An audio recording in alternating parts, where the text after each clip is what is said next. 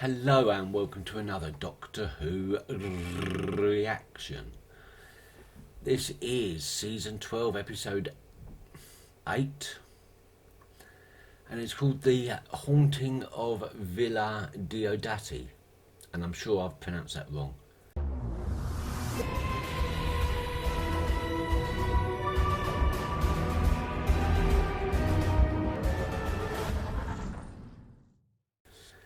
Basically, it's a Mary Shelley story. In last week's episode, Can You Hear Me? I thought it was a good episode. A lot of my friends who watch Doctor who don't know the classic series so much, were a little bit confused by it. I quite liked it, but its meaning was obscure. It seemed to be just about fear. About Graham's fear of his cancer returning, Ryan's fear of losing his friend and losing touch with those that matter, Yaz's fear of... I'm not entirely sure what Yaz's fear was, to be quite honest. Yeah, I'm going to go with my original scoring, 7.5. It was good. I don't think it was that special though. I mean, apart from the name drops, I'm not entirely sure it had that much going for it. Maybe over time. I think that's one of those slow burner ones that its appreciation will grow slowly over time. But right now, I'm not entirely sure. So now we have The Haunting of Villa whatever. We know it's going to be Mary Shelley, apart from the fact that it's that villa, because it was set up last episode. Now I'm thinking it's going to go a particular way, and I'm also predicting that this is either going to be very, very good or very, very bad. Don't think there's room for any middle ground with this one. I could be wrong. So, the story that's been done most times when dealing with Mary Shelley, if it's not an actual biography of her or a retelling of her book, it usually follows the lines of some alien, ghost, parallel being, something that is so terrifying that it gives Mary Shelley the inspiration for writing Frankenstein. And I suspect that this episode is going to follow that theme. What the alien is, I don't know. But I think that's what it's going to be. It's going to be an alien encounter at the time that Mary Shelley was there experiencing, and that gives her the idea, which, to be fair, is quite slightly insulting to Mary Shelley. Yeah, I said very, very slightly insulting to Mary Shelley, because it assumes that she couldn't have actually created that story out of her own imagination. That she needed some sort of, it had to be some sort of true retelling of events. And it wasn't. She was one of the greatest horror writers of all time. Frankenstein is a classic. And I do love it when Doctor Who does the classics. The werewolves, the vampires, and the Frankensteins. I think the last Frankenstein monster story we had in Doctor Who was probably like the Lazarus Experiment. It wasn't. It was... A most ungenial summer. I've never known air as dank and frigid. So, is that Byron? That's Byron. Dank and frigid. Who does that remind me of, I wonder? Well, maybe we're not... Tales of the dead. Like a good ghost story.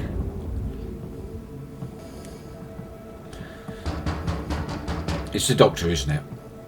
We know it's the Doctor. I'll wager it's Shelley, amusing himself with a trick. Shelley is not one for tricks.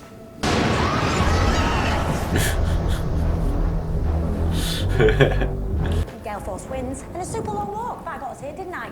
And Mary, Wollstonecraft Godwin, soon to be Shelley, screamed in your face. Quality historical experience, that. I thought she wasn't Shelley yet. Let's bet. This night, June 1816, Byron challenges Mary Polidori and Percy Shelley to come up with a ghost story. Spot the difference. You and I should be talking for the next article. Not much writing going on. It's later There's though. no Shelley. Bingo. They're a man down. Why? Big house like this, it's got to be a left somewhere.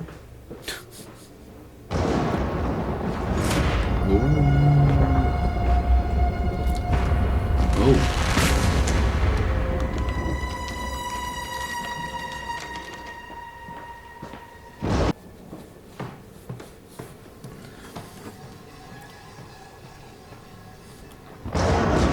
Oh!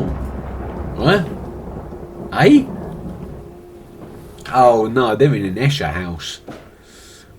They're in the Overlook Hotel. Was it? Architecturally impossible villa.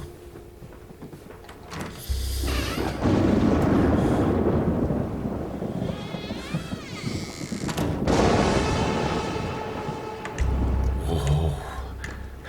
My heart just leapt.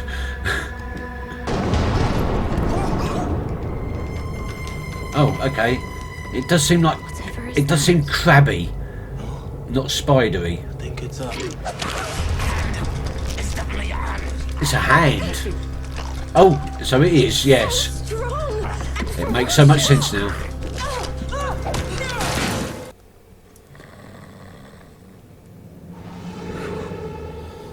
You're like ninjas, you lot. Oh, fair play to you, no love. Food.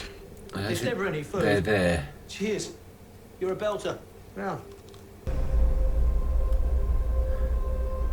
Again. Just go down to the top. What do we know that can change its Reanimate internal bones and dimensions? leave no trace. Well, I just Is this a TARDIS again? However, my collection's not Is demolished. the whole villa a TARDIS? But I'll probably come back for this, though. I can't... It's like it won't let me think. Oh, I need to get out of this house. Perception filter.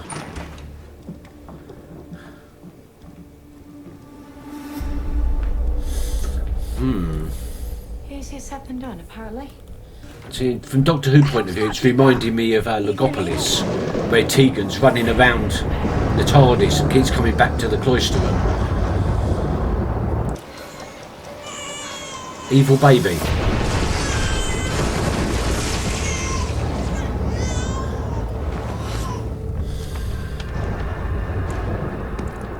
You're going nowhere, pal. You're staying right there. It's sleepwalking. Can you hear me?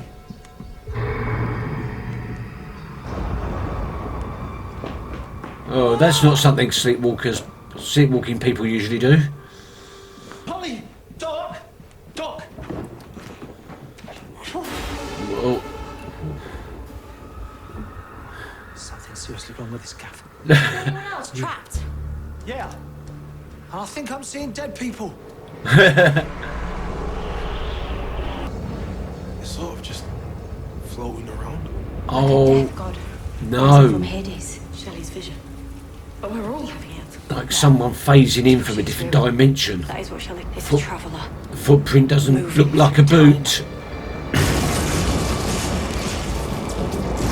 And that's what all the ghosts are. He's trying to get in.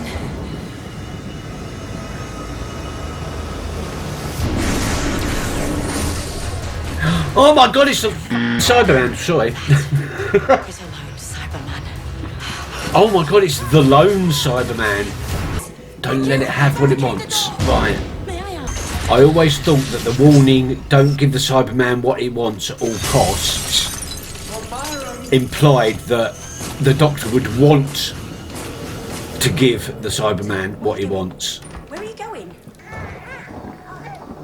Doesn't look unfinished, it looks decayed. There's a chance I might be the Guardian, only I don't know what it is I'm supposed to be guarding. This isn't my time either. Maybe we're supposed to work together.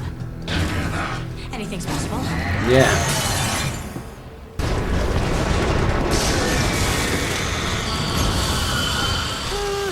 You ever considered breath mints? Oh, recharging. Oh, not it's good. recharging, yeah.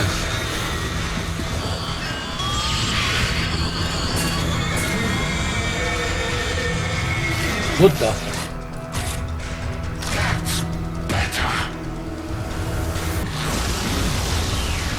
What's happening? The bones. There's not one atom of your earth but once was living man. He raises up the tyrants who's to light. It's Shelley. Is it woe? Shelley's words. Oh, no, there he is. I'm sorry. I tried to hide it. So I vote we split up and continue the search. You go this way, and I'll go. I'll go. It's something called a Siberium. I'm trying to protect it. It's the baby. Is it the baby?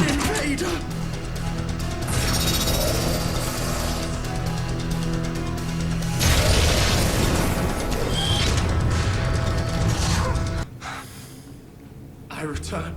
Hello! I was changed. No one could see him. No one could see me. It hid itself in me, and hid me within the villa. And when it thought it might be discovered, it manipulated all of our perceptions. Since the Quicksilver has taken hold of me, I see symbols. Very clever. Someone took it from the Cybermen, sent it back through time here in an attempt to change the future. But that's what the lone Cyberman To wanted. protect it from that. I can't keep him away much longer. Then don't. Don't Stop give the fighting. Cyberman what he Jack, wants. warning! Jack is in here now, stuck in a house with that. I'm sorry, Percy Shelley. So very sorry. What are you doing? What are you doing to him?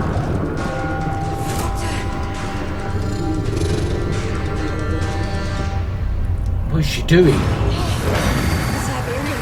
It's leaving his body. What just happened? I want him back here. Just reset the house. At what cost?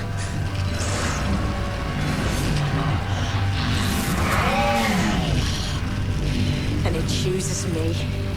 Interesting. Time Lord magnetism. Looks like I'm the true guardian. Surrender it. I can't risk this planet. I can't win. We are inevitable. No, Yes, you can't. you are. What are you doing? Giving it what it wants.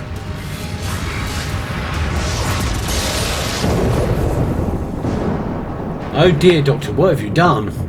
That is going to have some consequences. Probably not. Saving Shelley was step one. What's step 2? Fix the mess I created in step one. Yes. And that's going to be the finales. Go to the future, find him, and stop him from rebuilding the cyber army. Shelley, can you give Yas those symbols and numbers? We're gonna need them. If all the weirdness was Siberium, you know, the bones and Shelley floating about and all that, why would it reanimate a couple of stiffs just to bring the Asani? You know, the maid and the creepy little kid. No? We thought you saw Shelley like we did. Oh, come on, beady eyes. Made the room go all Arctic. Where did them two fit in? I'm not sure they did. No, come on, Doc. This is where you jump in with a rational explanation. I mean, ghosts don't exist, right? Unless they do. What? Well, Inside you three. okay, that was the haunting of Villa Diodati. And yeah, I said at the beginning that I thought this was going to be either a very, very good episode or a very, very bad episode. And I'm going to say it was a very, very good episode. Actually, no, it was a good episode. It was a very good episode. But I think the second very is probably a little bit too much. And that is my professional opinion as a Doctor Who aficionado. So, yes, it was pretty much as I expected. inspiration for Mary Shelley's writing of Frankenstein, or the modern Prometheus. And I thought the characterisations of Shelley, Byron, Dr. Polidori and Mary were very good, very good, as true to what we believe the real people were like. And the whole setting and everything was as history records. That was actually a very, very true to life episode. They really did go to that villa and they really did challenge each other to write the best ghost story or the best horror story. And Mary Shelley actually had a lot of trouble and took her quite a few days to come up with one. She, I believe it was prompted or inspired by a waking dream she had after she heard Shelley and Byron talking about raising the dead. Go figure. I thought and I also loved the reference to Mary Shelley's mother and father. Her parents were amazingly important, especially Mary Wollstonecraft, her mother, who died just 11 days after Mary Shelley was born, or Mary Godwin, as she was known. And her mother was a philosopher who championed women's rights. She was one of the first. She was not an equalitist. She just wanted to improve the standard and education levels of women. And she wrote a book called A Vindication on the Rights of Woman, which changed a hell of a lot and inspired other suffragettes and feminists along the way. An incredibly important woman, as well as her father, who was an incredibly forward-thinking person for his time. We're talking the 1780s. So, or the 1780s, 1790s. So yeah, incredibly forward and progressive thinking people her parents were, ostracised all their life for it, as Mary was for quite a lot of it. The Lone Cyberman. We had the Lone Cyberman a lot earlier than I was expecting. I was not expecting him to come into fruition until the finale. Of course, this was a setup for the finale, but done rather well. A nice little two birds with one stone sort of thing. Yeah, they needed a monster to inspire Mary Shelley's Frankenstein. They needed a segue into the finale. The Lone Cyberman filled both of those functions pretty well. But who was it that sent the Siberian? Was that the Siberian back in time? Is that Siberian related to the living metal Validium of the Time Lords? Because this is a far, far future Cyberman, isn't it? It's come back in time. Everything. What's going to happen? I have no idea, but I'm really looking forward to this finale now. We're set up for an epic battle. And an epic finale, I think. I loved the filming of this. I loved the way it was filmed. It was very claustrophobic.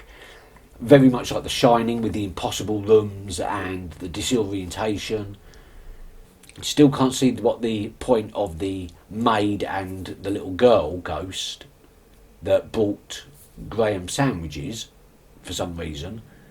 Not sure what they were, but I'm sure it wasn't put in there just for a little running gag.